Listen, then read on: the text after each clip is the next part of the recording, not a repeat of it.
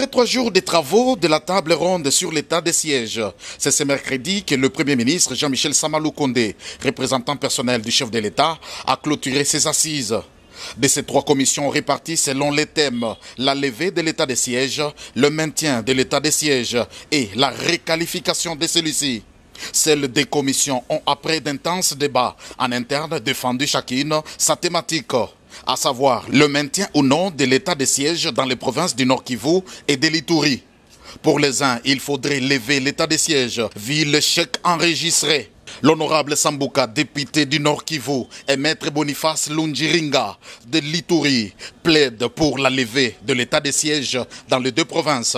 Nous allons saluer quelques efforts de l'état des sièges dans les domaines économiques, parce qu'il y a eu des avancées sur le plan fiscal, il y a eu des ajouts sur la caisse de la province, mais sur le plan sécurité, il y a trop de défis à relever. Et on a abouti à des conclusions selon lesquelles il fallait demander tout simplement la levée de l'état des sièges. Pourquoi? Parce que l'état des sièges a présenté ses limites.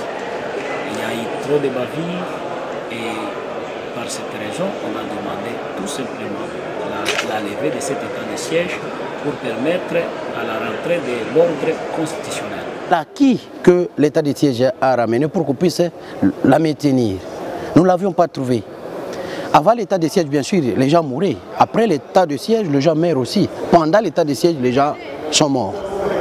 Et que même les morts se sont augmentés. Nous étions dans les 2 provinces, il y a des voies qui ne se fréquentaient pas. Ainsi donc, nous disons, après 3 jours de travaux, pour maintenir l'état de siège, il n'y a pas de mots à placer.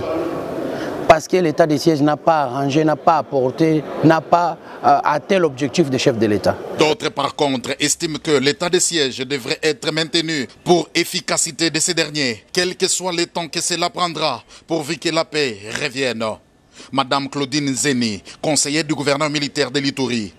Lever l'état de siège, ça signifie sacrifier notre cher pays, surtout la partie Est, et donner la voie à la balkanisation.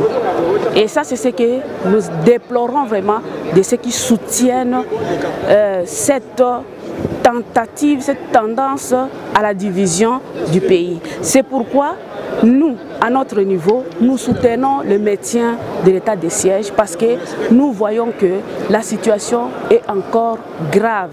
Tout est donc remis entre les mains discrétionnaires du chef de l'État pour la décision finale, à savoir la levée ou le maintien de l'état de siège dans les provinces du Nord Kivu et de l'Ituri.